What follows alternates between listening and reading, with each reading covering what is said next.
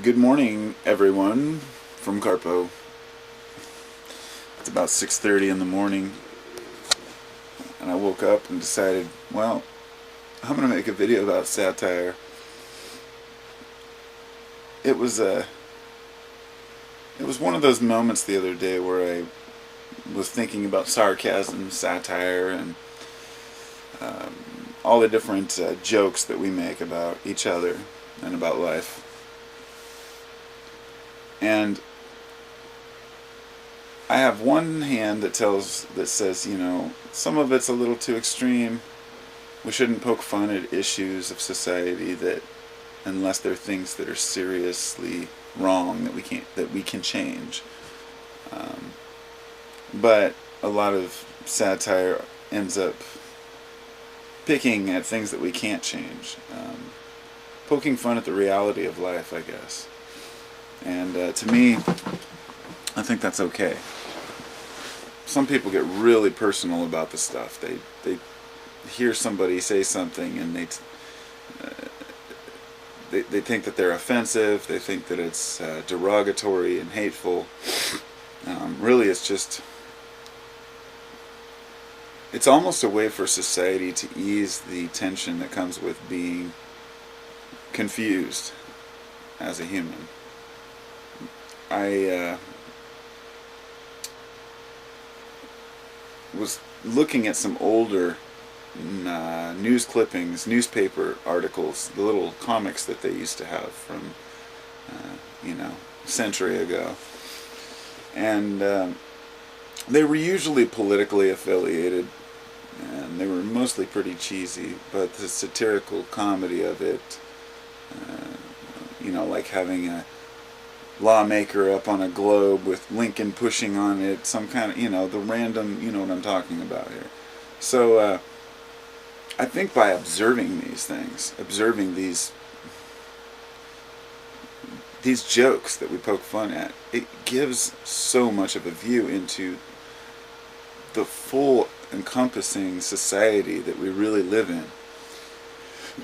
Now, let me take Family Guy, for example, or South Park. That is some of the most extreme satire out there. It's the little moments in there which, no holds barred. I have seen them pick on just about everybody you can imagine, and keeping it comical. Everything from handicapped people to famous celebrities, to the way that just people in general handle famous celebrities or money or certain jobs. I think it's fascinating because as much as television obscures, a lot of people believe that television obscures the reality of what's going on. If you look at it a different way, it actually is revealing the way that life is and the things that are going on. While the news may not reveal the most important things that we think are important, they reveal what's important to many other people and give us a view of society that make us realize that what's important to us is not important to everyone.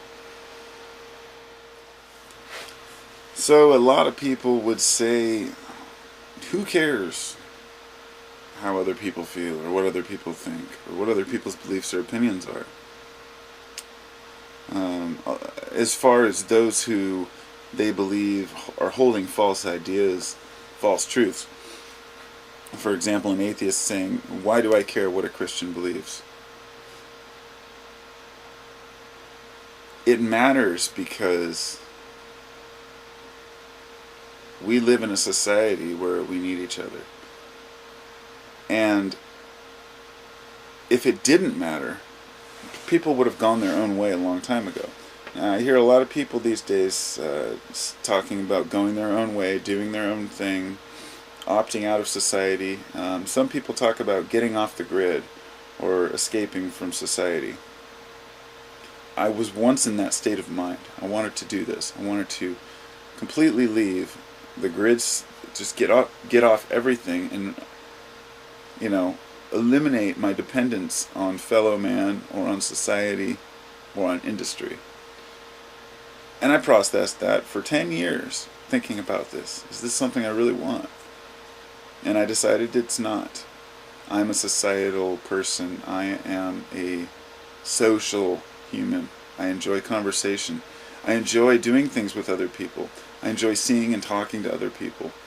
I am codependent on humanity, and I'm willing to admit that. I know a lot of people think that it's a strength to be independent and a weakness to have codependence on anyone. And some people won't even take a relationship because of that. Or have children out of fear that they would have to have someone dependent on them. And that's fine too, because this is just the thing. Let's take the family man and the single man, for example. You got the single person who's this is actually something that came up when my mom said she was talking to one of her friends who she went to high school with, who never had kids. And my mom said something to the effect of, well, I'm really surprised you never had kids, And I guess the lady jumped down her throat.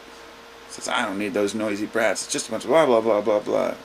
Now, they're all in their 60s now, so this obviously is something that's been rubbing her the wrong way for many years. In other words, this is just my interpretation, but that she didn't have children because she wanted to do what she wanted to do. Looking back at it in retrospect, she probably realizes that the things she wanted to do didn't get her anywhere, and that the connections to humans are what matter. The connections to our environment, and for some to God, to the universe, whatever you want to call this mind, just the humanity mind in itself. We need each other. And those who claim that they need no one, I have found they tend to be very hostile, very satirical, very sarcastic, and very negative much of the time. And it's not often their fault. It's because they were never exposed to that wonder of having people around you that love you, But now I know that some people like to say, I don't need friends, I don't need family, I don't need society.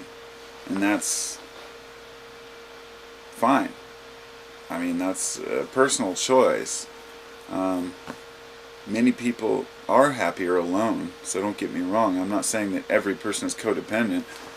But I think, as a general rule of thumb, humans want human contact. So, this may be a long stretch from my original subject of satire, but what I was getting at is the jokes, the satirical jokes that make fun of society. They make fun of things that we find curious or interesting, things that we don't understand about each other, or maybe things we do understand but we can see through. And there are certain ground that people just don't tread on, such as like the Muhammad thing, with Islam. People were afraid to attack that particular religion for fear of getting blown up, or shot, put on some fucking jihad list. This is a major problem in society. And this is why we need more satire about these kinds of things. In other words, the things that we're afraid to make fun of just mean that we're too weak to admit that it's something we need to discuss. I'm not going to sit and pick examples, because there are things that people make fun of, let's say, that people can't change. Let's take handicapped people, for example. You see a joke that makes fun of, like on South Park, where it appears that they're cracking on a bunch of wheelchair kids or autistic kids or whatever it may be. In the reality, it's not poking fun at the condition, it's not poking fun at the people. What it really is poking fun at those out there who are afraid to talk about it because they don't want to step on touchy issues.